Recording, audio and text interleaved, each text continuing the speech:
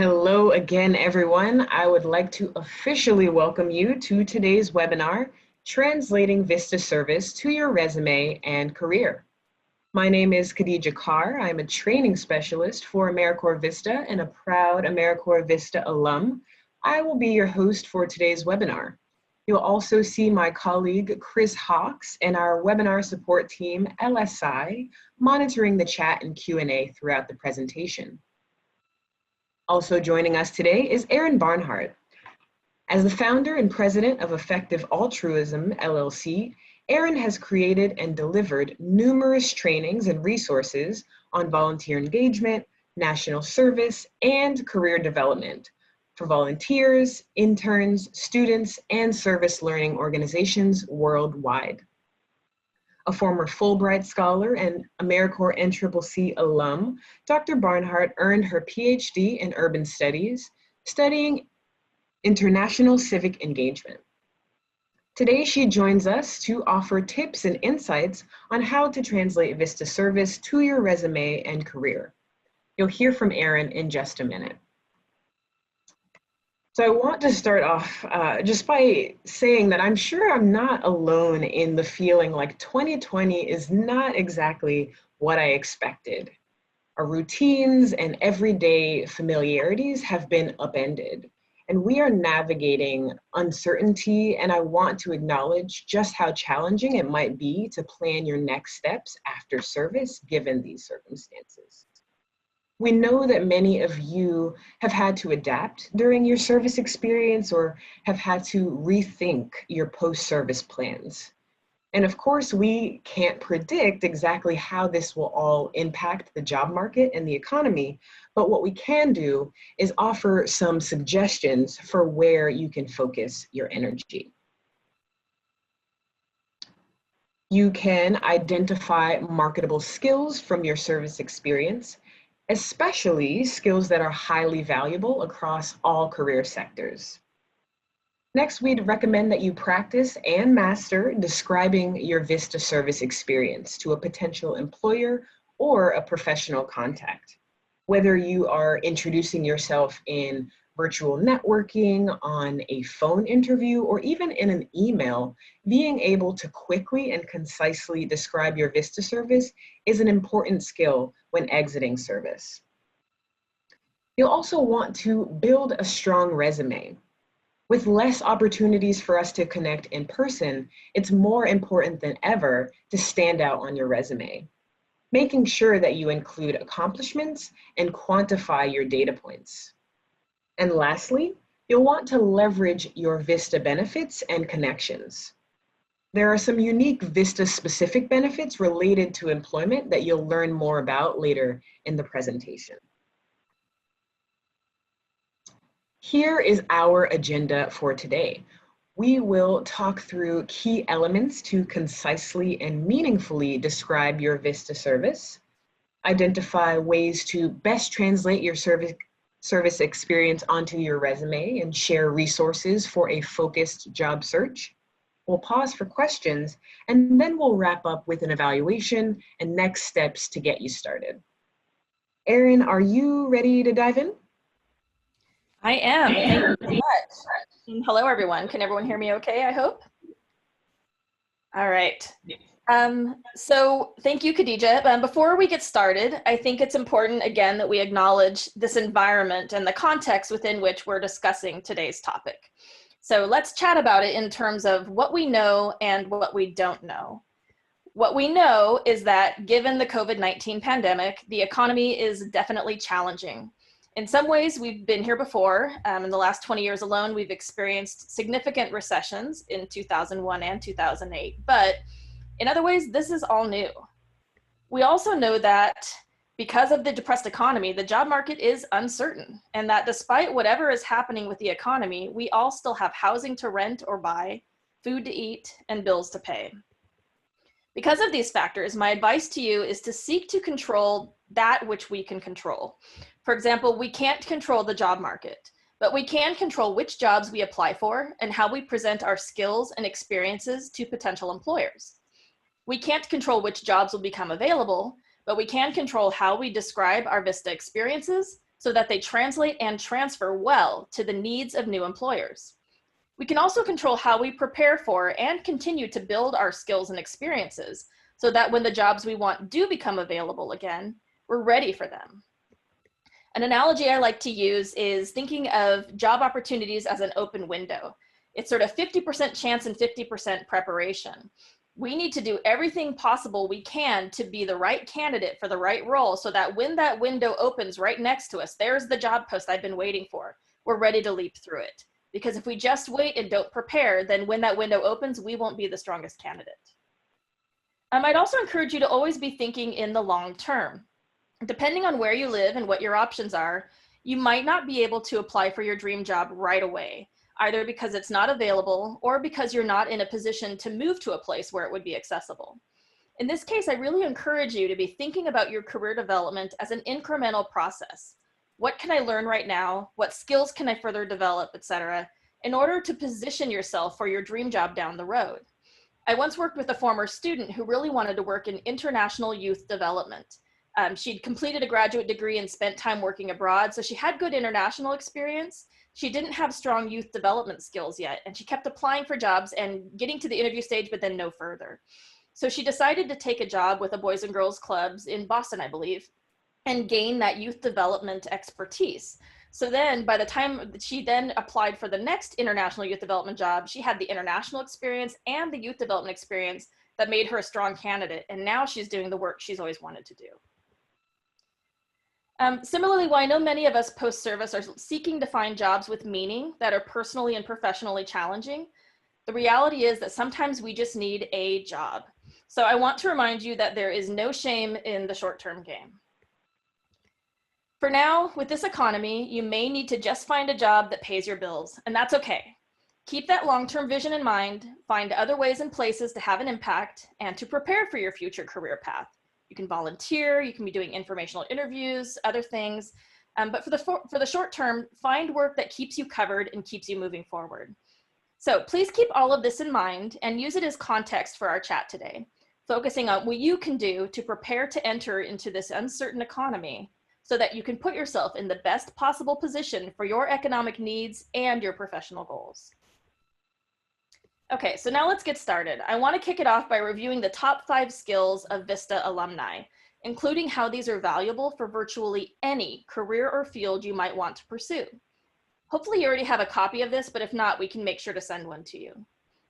The first skill is called taking initiative. And taking initiative in your VISTA service, you have been given responsibility early and often to lead, create, implement, evaluate, and engage partners in critical programs and initiatives. You have been called upon from the start to contribute and lead. So emphasize how you have taken initiative in your VISTA role and focus on key ways in which you were called upon to break new ground. The second skill is interpersonal and intercultural communication.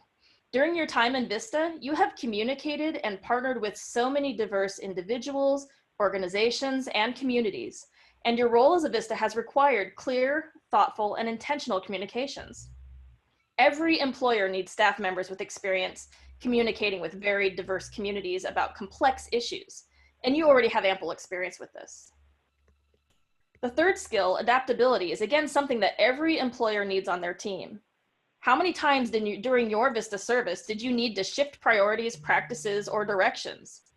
Think back to how quickly you adapted to the policies and practices of your organization and how rapidly you geared up to become a leader and a partner. Your ability to do this will be invaluable in any future work setting. The fourth skill, collaboration, is again universal. I can think of very few professions that don't require folks to partner effectively with others. Your VISTA service was rooted in collaboration as you worked with staff at your organization, community partners, and members of the public to achieve your organization's goals. You also have to complete many projects and tasks effectively as an individual.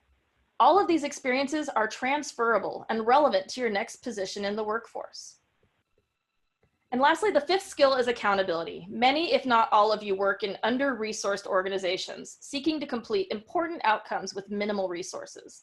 In order to do so, every member of your team had to be responsible and accountable for your actions, always with the mission of the organization and the people being served in mind.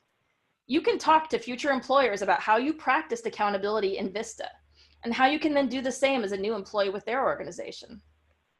So one important point I want to emphasize about the 5 key skills I just mentioned, they are all universally needed. That said, they are all especially needed during periods of time when the economy is more challenging.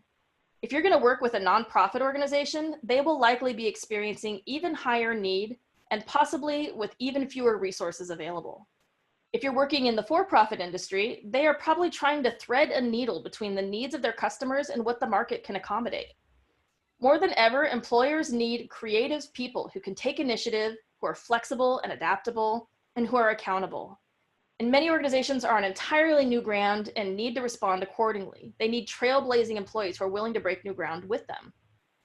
They also need people with good interpersonal and intercultural communication skills, who collaborate well with others and who have a strong understanding of and appreciation for the different strengths and challenges brought and experienced by the communities they serve.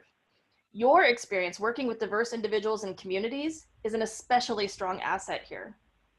And one last related skill that I want to add to this list here is a passion for the mission. When job markets are tough, employers will likely see resumes from lots and lots of qualified candidates. One thing that will make you stand out is your passion for and understanding of their purpose or mission. If I have 2 resumes in front of me for 2 great candidates, but one of them talks about our work and why it matters, they're going to be the one I'm more excited to consider. You already know what it's like to be passionate about your work. You've certainly done that as a VISTA member. So translate this for your new potential employer by demonstrating a similar commitment to and excitement for the work of their organization or company. So let's get into some concrete ways of talking about our experiences. I'd like to begin by asking you to answer the question you see on the screen in your chat box. How would you describe VISTA to a potential employer or professional contact? And be sure to select all panelists and attendees when you respond so that everyone can see your answers.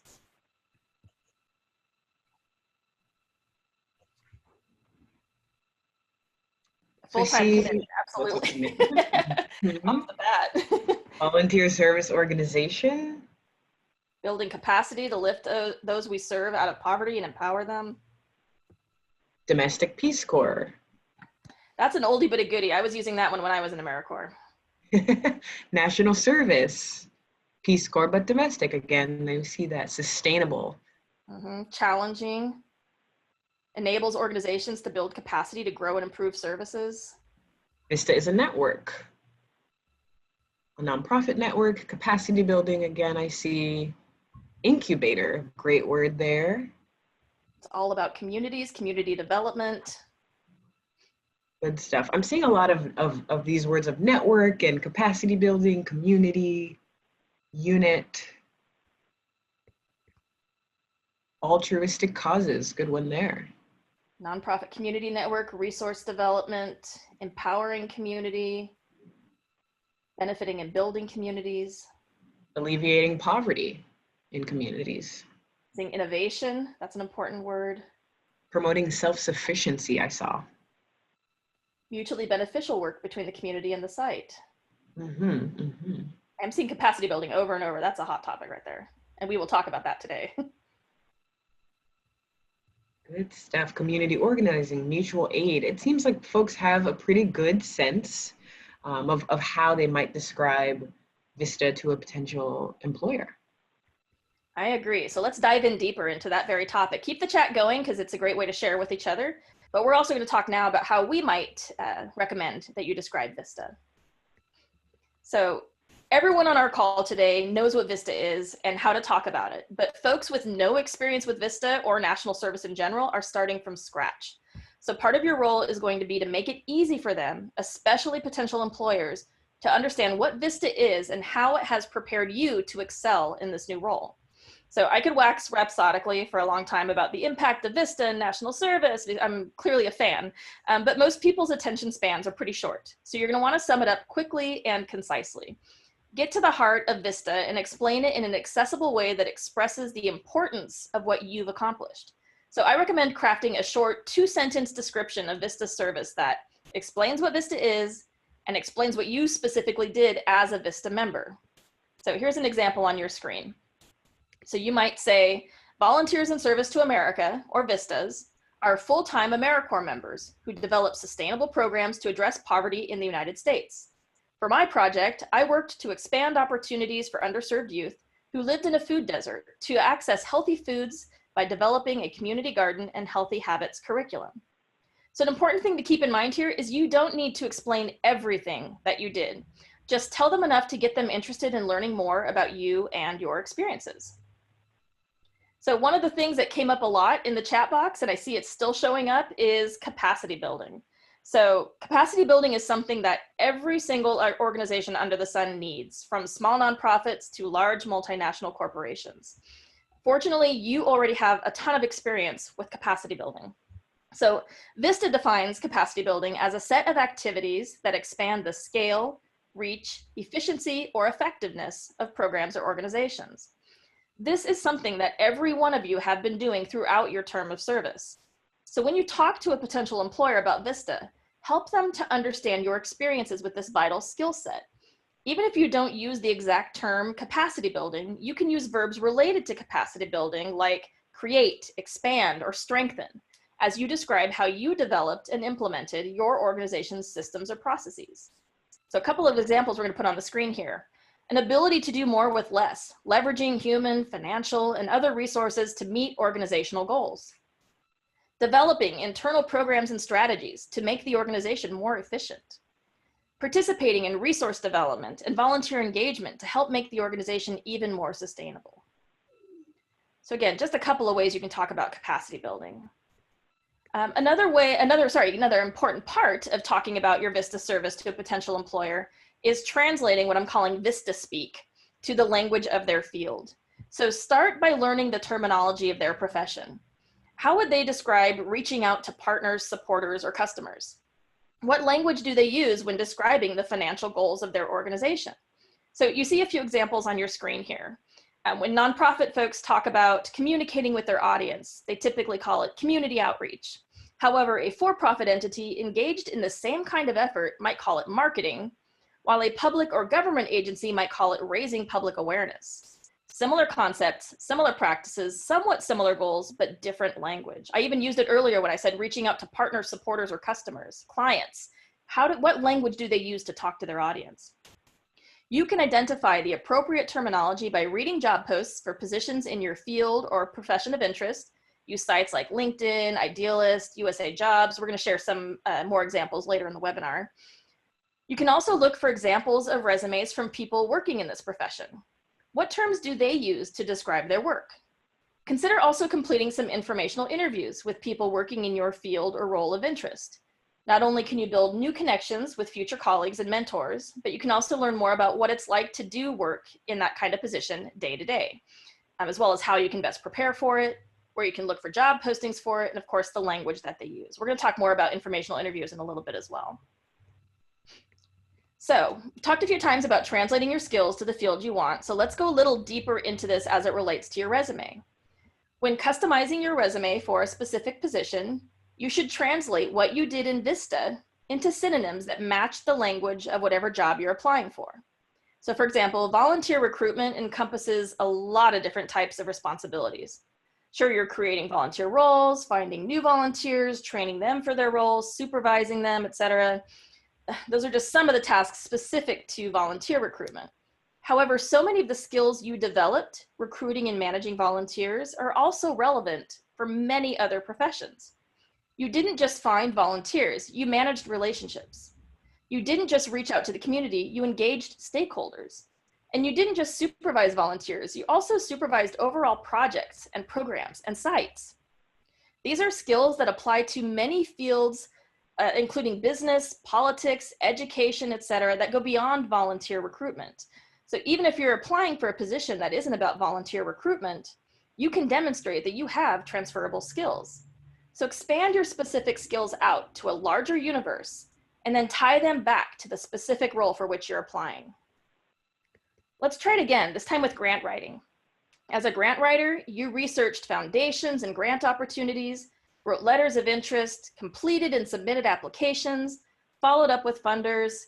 You can translate these experiences to additional fields by showing how you have strong writing skills that can be applied in technical or business environments. You have an ability to navigate complicated finances, manage budgeting, and seek appropriate funding to reach goals. You have specific skills in resource development, fundraising, grant writing, donor management. And if you managed grants received and how they were allocated, you also have accounting skills. Again, describe what you specifically did, and then immediately translate those skills and experiences to put them into an appropriate context for the new role. All right, thanks for that, Erin. Let's take a moment now to hear from you all again. In the chat, please answer the question, what marketable skills can you highlight from your VISTA experience? So specifically, what skills did you build? What skills did you sharpen? You can also consider in this question what types of skills you could highlight from your service experience, even if your original service tasks changed. You can really emphasize your ability to adapt, to innovate, and to create during a challenging time. So I'll give a few more examples just to get those gears turning. Maybe you have built new skills by conducting a virtual community meeting or more regular supervisor one-on-ones, or maybe there's a shift toward food insecurities in your community or a focus on providing medical supplies to communities in need. So let's see what folks are talking about in the chat. We're coming in fast and furious now. Communication, training facilitation, program coordination, training curriculum, research and visualization. Program evaluation earlier too, that one's huge as a transferable skill. Volunteer supervision, program evaluation. Use of technology and database analysis, partnerships.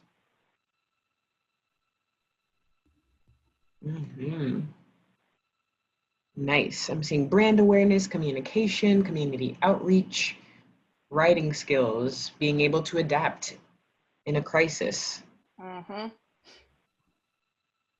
Tableau, marketing, Excel, case management, computer literacy. All very good and transferable skills there. Someone says patience. This is a very good one here. This is one that I haven't seen come up too much in the chat, but I appreciate the honesty of that one. I think we can all relate to patience as a virtue. Are you seeing any additional ones that are kind of new or different, Erin? Yeah, I've seen effectively telecommuting, especially right now. That's a really important point. I think some of them you've already mentioned as well, but public speaking, research, supervision, web savviness, and tech skills. Anti-racism in the context of refugee and immigrants in the US, that's powerful. Emotional intelligence I'm seeing too. Diversity and inclusion, MailChimp, workplace etiquette. All good things. Yeah, absolutely. Absolutely. Keep these responses coming. Erin is going to talk through exactly how we articulate some of these very skills that you all are sharing in the chat on paper. So let's hear a bit about that. Awesome. Thank you so much. Okay, so we're going to shift gears and specifically talk about resumes now. So how can you tell a compelling story of your professional experiences and applicable skills on paper, whether it's digital or printed? Even more importantly, how can you get this across quickly? I want to ask, are there any guesses for how much time the typical recruiter will spend reviewing a resume? Go ahead and enter your guess in the chat. And again, be sure to indicate all panelists and attendees. 1 minute, 10 seconds, 30 seconds, 10 seconds, 30 seconds, 1 minute, 5 minutes, 7 seconds, 45 seconds. 1 minute, 5 minutes, 30 seconds, 7 seconds. Okay, really good guesses. The actual answer, we're gonna put it on the screen here. It's 6 seconds. That's so short. A typical HR recruiter spends an average of 6 seconds reviewing an individual resume. Now, this may seem really heartless, but I want you to keep in mind that for some employers, they are receiving literally hundreds of resumes for one position. So what they're doing is they're very quickly scanning them for key experiences and skills that make you stand out, that warrant you a second look for more than 6 seconds. That means that it's even more important than ever for you to have a resume that quickly and compellingly makes it clear that you are an exceptional candidate who is well suited for the position you're applying for. So here's some of the ways you can do this. First, tailor your resume for the position for which you are applying. HR managers don't want to hear about every single work or volunteer experience you've ever had, even if it's something you're really excited or proud of. They want to know about the ones that are most relevant for this role. So spend your 6 seconds highlighting your skills and experiences that are most relevant to the position that you're seeking.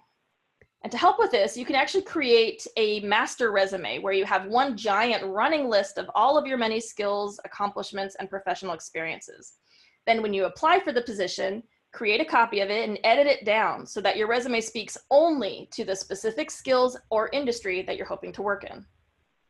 And then be sure to tailor your language to the field in which you're applying. So again, we talked a little bit about this before, but it's really important because not only will it demonstrate to them that you can hit the ground running, but if you don't have prior experience in that specific field on your resume, it's an indicator to them that you're a go-getter who has done their research. Show them that you are ready. So let's talk mechanics now. Specifically, I want to talk about content and formatting. For resume content, there are 6 key tips to keep in mind. First, consider starting with a very short summary of your key skills that relate to the position. What do they need to know about your abilities and how they relate to this role? If you don't have room for this in the resume, then be sure to include it in your cover letter. Next, be sure to use active language. We're going to talk a little bit more about this in a few minutes. Maximize the space you have available and describe experiences using sentence fragments. So instead of saying, I developed and implemented a new volunteer program, you can write, developed and implemented new volunteer program. The active language in that example is developed and implemented. You're telling them specifically what you did and can do. Wherever possible, quantify your accomplishments. If you have data, put it to use. Instead of expanded donor base, maybe you can say expanded donor base 125% in 6 months. Specifics here are your friend. For past positions, use past tense. For positions you're in now, like your VISTA service, use present tense. Oh, and one last tip here, spell check, spell check, spell check, and not just using the tool in Word or Pages. Read it through and have others read it through too, to identify mistakes like their, T-H-E-R-E, and their, T-H-E-I-R. Spell check's not going to catch those because they're spelled correctly, but they might be used in the wrong context. And many HR managers will toss your resume if they find mistakes like that that could have easily been avoided. Now some suggestions for clean, clear formatting. Use consistent formatting and a clean look. Make sure there's plenty of white space around the words so that they aren't confronted with this giant block of text from margin to margin. There's lots of good examples and templates online for what a polished resume should look like, so feel free to use those as your guide. Avoid fancy fonts or photos, avoid fancy fonts or photos and acronyms that an employer may not know. But if you must use an acronym, spell it out the first time, put the acronym in parentheses after it, and then you can use it for the rest of the document. In terms of length, unless you have decades of professional work experience, it is not recommended to have a resume longer than 1 or 2 pages. And if you're in the early stages of your career, 1 page is ideal. Remember, if someone is only spending 6 seconds glancing at your resume, you want the most important experiences and skills to stand out. Lastly, be sure to submit your resume as a PDF rather than a Word or a Pages doc. This is going to give it an even more professional look. So now I want to return to 2 of the key points we just discussed, using active language and sentence fragments. I've got 2 examples on the screen here for you to see what this looks like in action. So the first bullet point is okay. You know, it generally describes your experience. However, responsible for doesn't really tell me what exactly you did. Does responsible for mean you designed the program, implemented it, evaluated it, managed others to do the work? So let's see a stronger example. The second bullet point is much more specific. It uses action verbs to tell me what precisely you did, recruited, and trained. Plus it tells me why this mattered, what the volunteers then did, and what impact they had. As an employer, I have a much better idea of what you have done and why it matters if I'm reading the second one.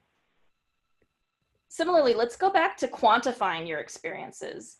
Again, the first bullet point is okay. It tells me what you did in terms of outcomes, but it doesn't really put them in any kind of context for me. How successful was the annual fundraiser? Maybe it was a flop, which might indicate to me that this may not be a very good fit for you. If I'm not willing to take the time to research this, then that bullet point tells me very little.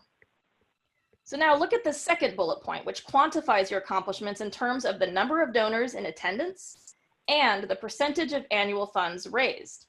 I have a much clearer idea of the success of your efforts in this second bullet point. So if I'm looking for an effective fundraiser in 6 seconds or less, that's going to grab my attention.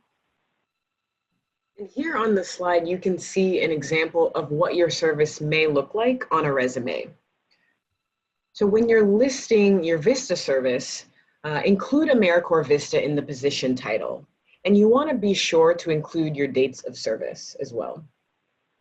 You can add a short description of VISTA in the listing to help kind of clarify the VISTA program for those who are not as familiar.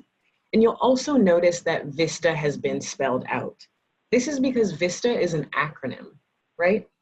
We want to make sure everyone's on the same page about that.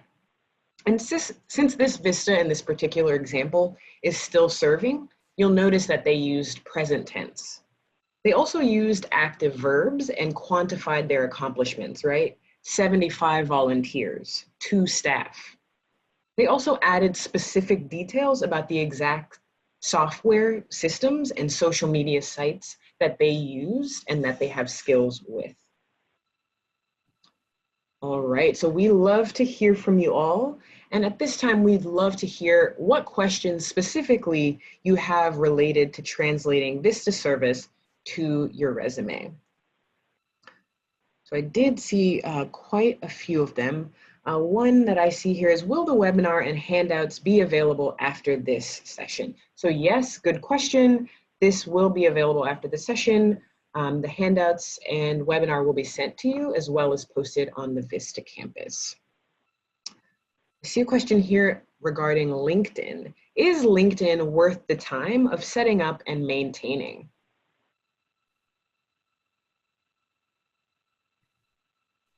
So I'm happy to jump in and help answer that one if you want. Sounds great.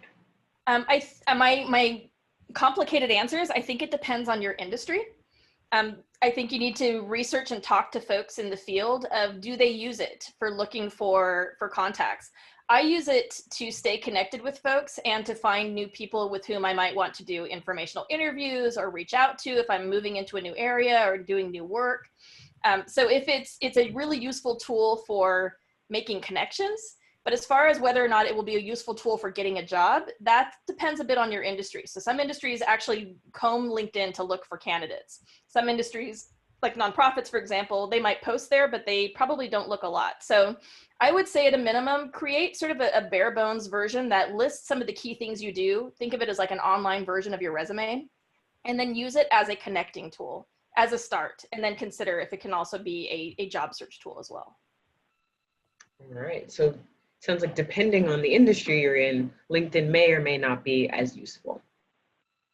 Another question I'm seeing here is, I've heard that paragraph styling is better for many organizations because it is processed via a computer program.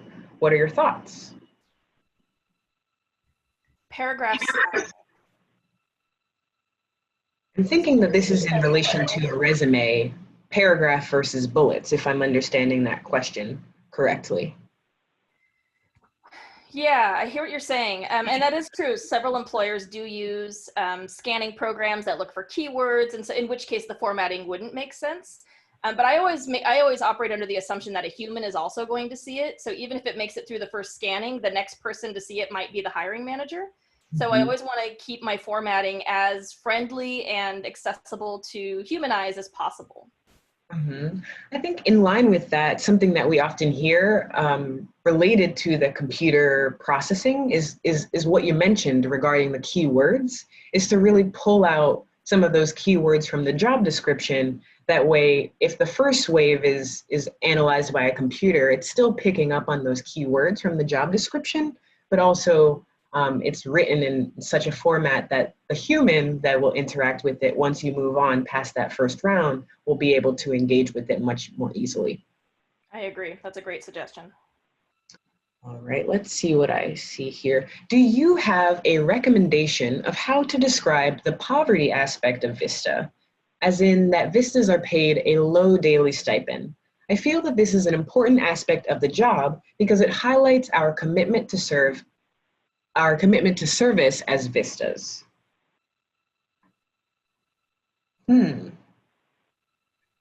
I think that in line with the brief sentence that is used to describe what VISTA service is, you can make a brief mention to the living stipend. I don't know that it's the thing that you want to highlight the most. I think that there's perfect opportunity for you to continue to highlight that in your interview. I don't know that you want to use too much of your space in your resume to emphasize how low your wages are as a VISTA member. What would you say to that, Erin? Yeah, I agree. I think, you know, your real estate is limited in terms of what you can get across. So I wouldn't highlight it for that reason. I would also instead focus on its national service, which was a commitment to serving communities. I would focus on the mission and the commitment rather than the finances. And there's also a practical reason for that, which is if you do get selected for this position, you're going to have salary negotiations potentially. And so I wouldn't want to emphasize to them that if I care enough, I'll work for very little. Which is not, of course, why people do VISTA, but I wouldn't want an employer to interpret that as something that you're putting forward. So I would focus on highlighting how it's the commitment to the mission and you committed a year of your life to national service, to serving communities. And I think that will come across. Excellent. Then I see another one here. Who do I list as my employer? Would it be VISTA or my sponsoring org? And I'm happy to take this one, Erin. For me, I have a combination of the two. I have AmeriCorps VISTA listed as my particular title. And then below it, I have Community Preservation and Development Corporation, which was the name of my sponsoring organization. So my bullet or my sentence regarding what VISTA service is will highlight a little bit about what my role is, but also the bullets will back up specifically what I did as a VISTA member.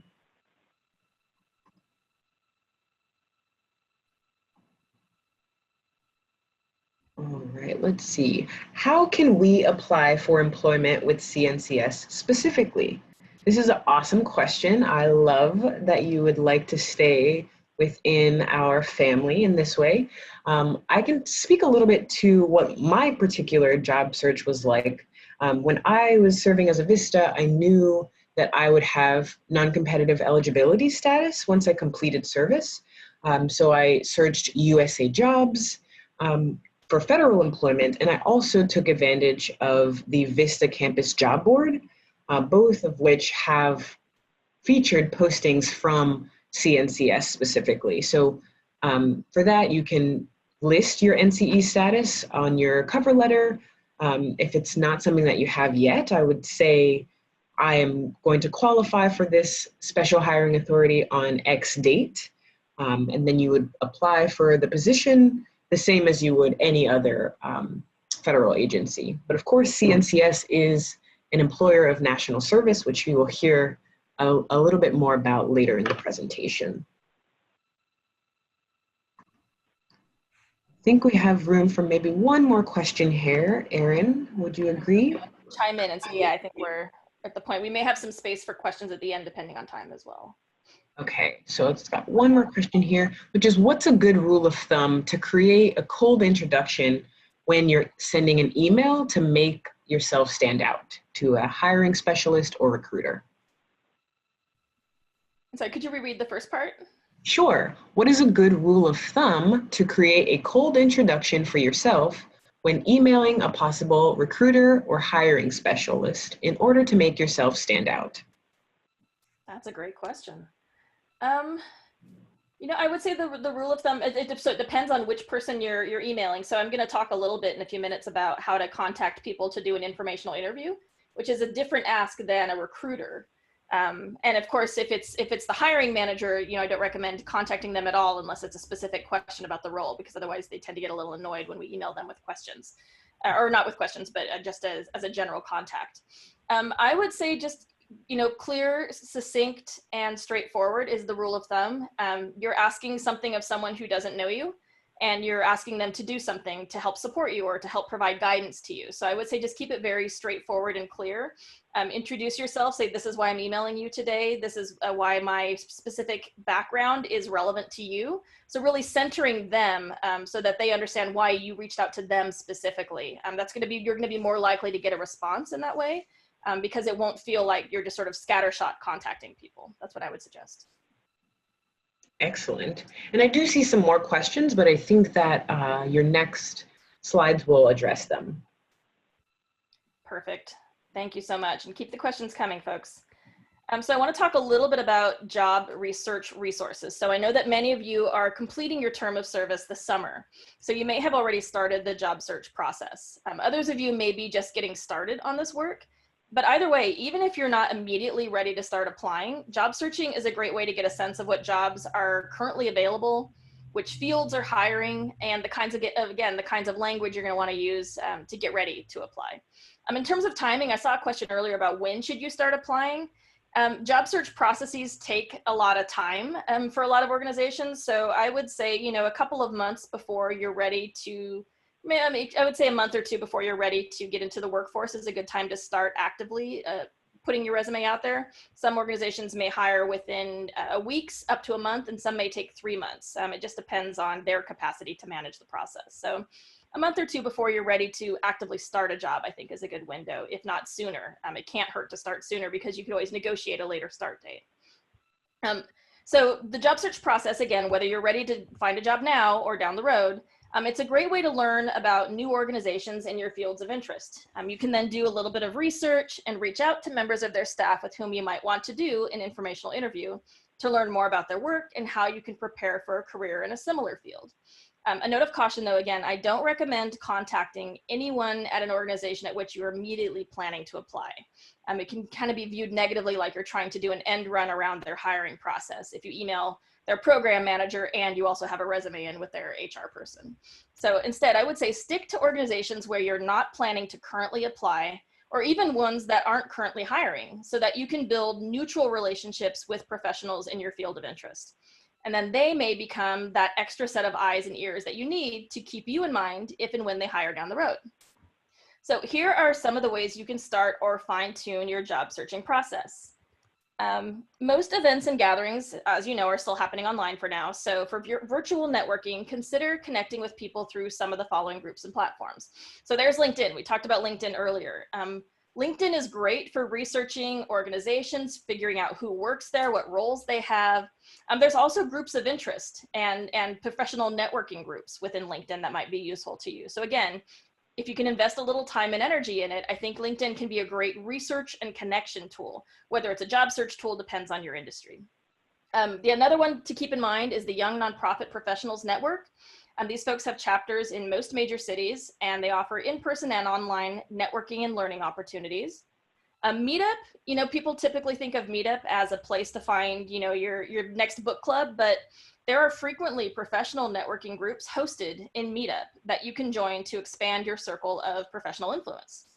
And then again, don't overlook social media. Facebook and Twitter, you can follow folks you admire, respond to or ask them questions, contribute to conversations that help you to build online relationships that then can hopefully translate to offline action in your job search.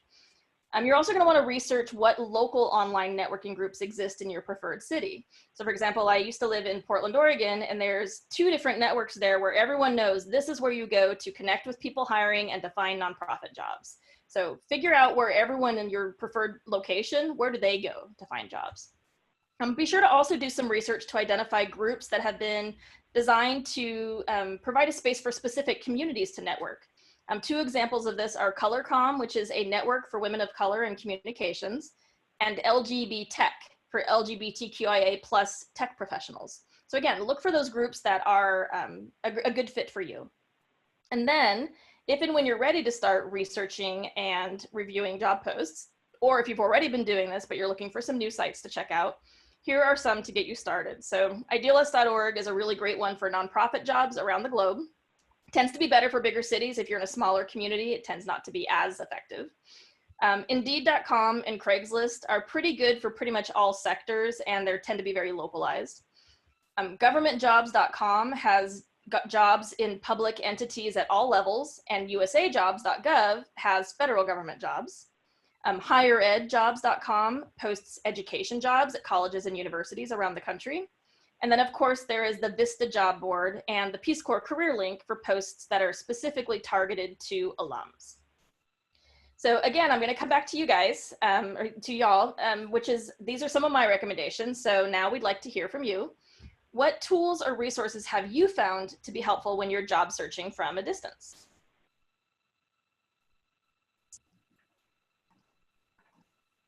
Handshake, Indeed, nepotism. Sometimes, sadly, yes, but a little truth on a Wednesday afternoon. Caffeine, USA Jobs, LinkedIn, Indeed, some more nepotism. Connections with friends, American Public Health Association, good job, networking. I used to work for Idealist, so I'm biased, but it really is a terrific job board. I found my current job there. People's posts on Facebook, college alumni boards, this webinar, excellent. Glassdoor, awesome. Yeah, Facebook's also good for groups. So for example, I was a member of a community organizing group where people would post jobs around the state of Oregon for people to review. Nice, former classmates and coworkers, Flex Jobs. Flex Jobs is great, especially for online remote roles. Nice. I also really like state websites, like Ohio Jobs was an example that someone posted in the chat as well. Local university job boards, and if you're a college or university alum, go back to them and look at their job boards. Yeah. Fabulous. Really good resources. Keep these coming, because we definitely want to make sure we have some space for y'all to share these. The nepotism thing, I just want to make a quick comment. So yeah, there is sadly a real thing with nepotism. And then there's connections, which is, I've heard people say, well, it depends on who you know if you're going to get a job. And that stinks in many ways, because it means it's hard to crack into. And it's one of the reasons I encourage you to be building relationships, because sometimes it's less about, I want to open the door for my buddies, and more about, we're getting so many resumes, but I know this person and they are ahead of the pack because I know what they're capable of. So there is a problem with nepotism, and there's a problem with the same people getting offered the same jobs, but we can try to crack into that a little bit by building connections to have people open the doors for us, which is actually a great segue to my next point here, which is about leveraging your VISTA connections. So I want to invite you to spend a little time thinking about who you have met, worked with, and partnered with during your VISTA service. Who might be able to offer you insights into their field? If you're not interested in their immediate field, maybe they can connect you with peers or friends or colleagues who are in your fields of interest.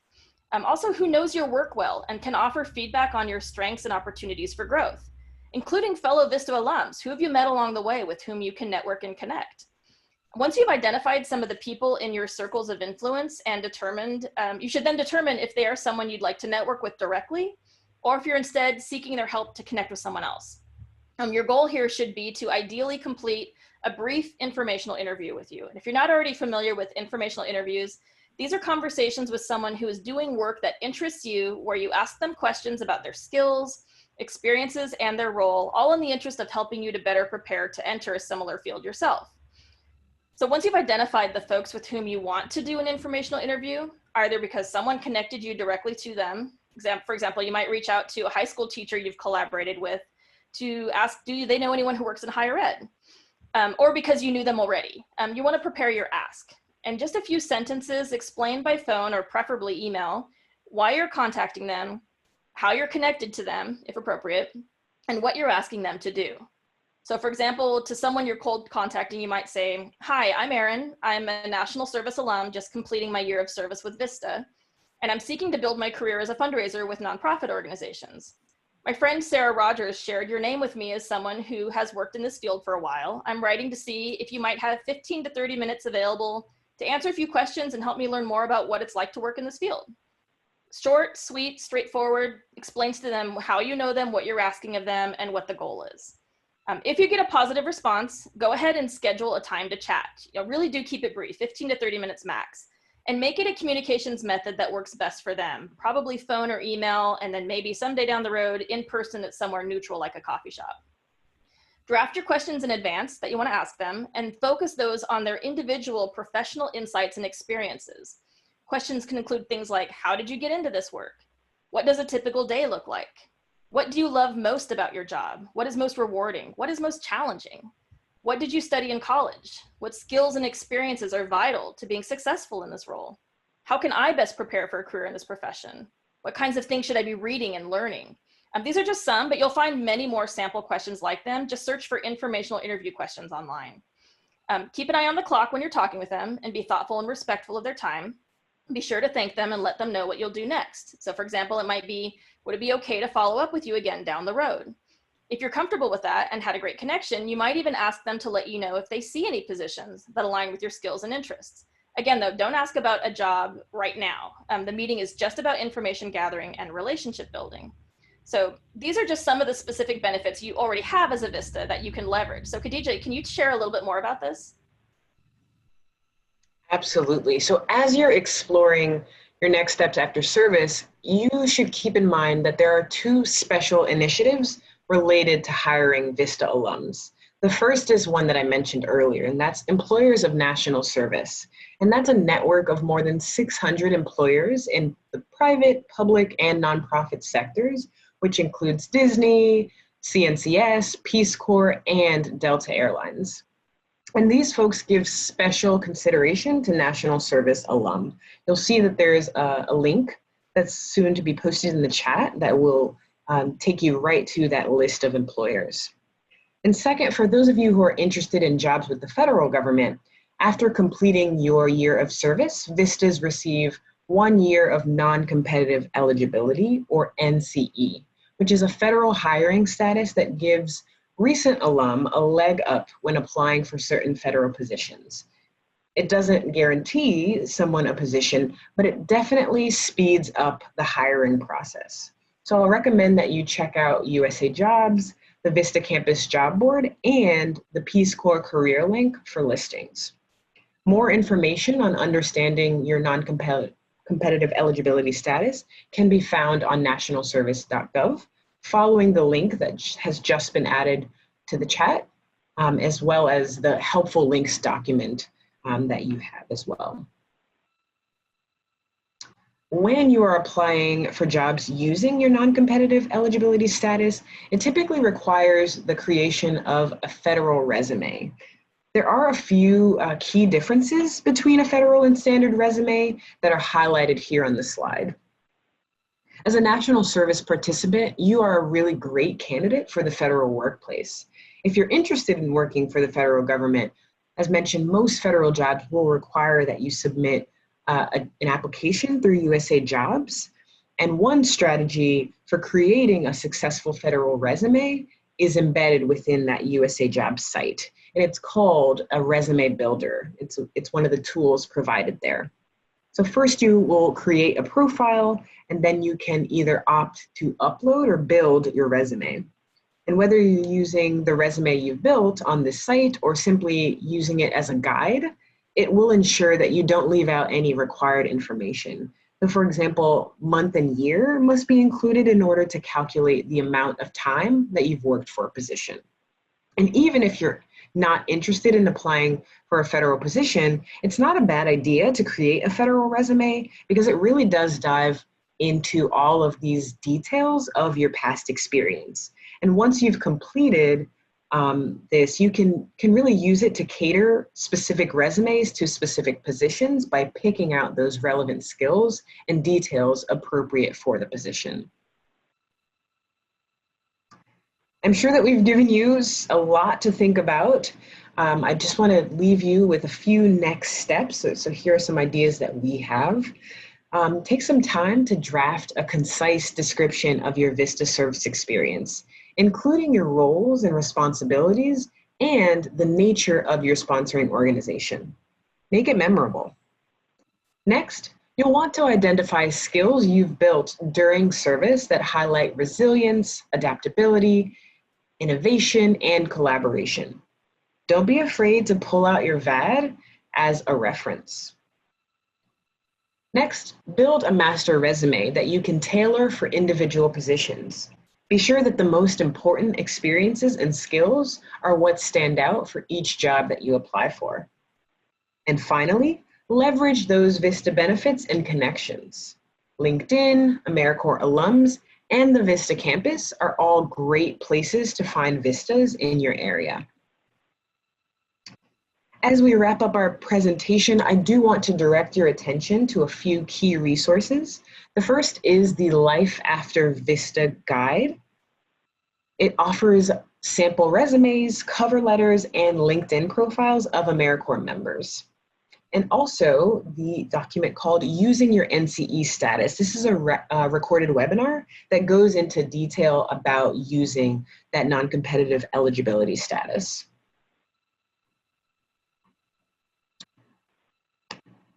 Please take a few moments to give us feedback on this webinar. We had just a quick short hour with you, but we do hope that you will complete this brief survey. We are constantly reviewing the content and trying to make sure that it's better for the next batch of VISTAs. So how can we improve the presentation for future VISTA members? Be sure to drop your feedback in that survey to us. And we do thank you in advance for that. And I would like to thank you so much for attending this webinar. And we do hope that you can join us for our next webinar next month, Designing and Leading Virtual Meetings. It'll be on Wednesday, July 22nd, same time, 3:00 p.m. Eastern. You can also check the webinars page on the VISTA campus to sign up for future webinars. And it is where we will post the recording and handouts for this session. We do hope to see you again soon.